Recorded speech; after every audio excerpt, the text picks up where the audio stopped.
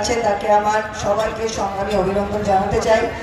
আর আমার প্রিয় বন্ধু ছোট বোন সংসদের কলিগ সায়নীকে আমি ধন্যবাদ জানাতে চাই যে আজকে তুমি এসেছো আর আজকে তোমার আকর্ষণে তোমার ডাকে এত এত লোক এসেছে।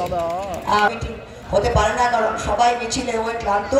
আমার নিজের জ্বর এবং গলা খারাপ। আমি এটাই বলবো যে আপনার এই সামনে যে ছবিটা দেখতে পাচ্ছেন, রিঙ্কু তরফদার, কৃষ্ণনগর ষষ্ঠীতলার মেয়ে, চাপড়া স্কুলে। আজকে আমি এটা ভিডিওতেও বলেছি, আর আপনাদের সবাইকে এটা বলতে এইটুকুনি দ্বিধা হওয়া উচিত নয় যে তার মৃত্যু নয়, তার এটা খুন, এবং তার খুনি হচ্ছে আমাদের নির্বাচন কমিশনার জ্ঞানেশ কুমার।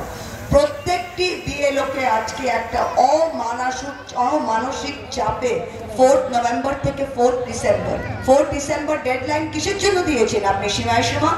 সময়সীমা যে কাজ 2002-03 1 বছর 2 বছর লেগে হয়েছিল, সেই কাজটা সুষ্ঠুভাবে করতে হলে আজকে 20 লক্ষ মানুষ কৃষ্ণনগর অর্গানাইজেশনাল ডিস্ট্রিক্টের তাদের সবার ফর্ম, এনিউমারেশন ফর্ম আপনি 1 মাসে করে দিচ্ছেন। তাই আপনাদের সবাইকে জিনিসটা বুঝতে হবে, এসআইআরকে নিয়ে যতক্ষণ না সাধারণ মানুষ বোঝে আর এই বিজেপির এই চক্রান্তকে আমরা একদম খোলস খুলে সবাই আমরা নিজেই বুঝি যে তারা কিভাবে আমাদের উপর অত্যাচার করছে।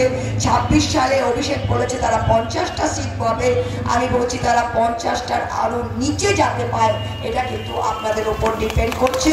এটা বলে আজকে শেষ করছি। আমি চাই সায়ন খুব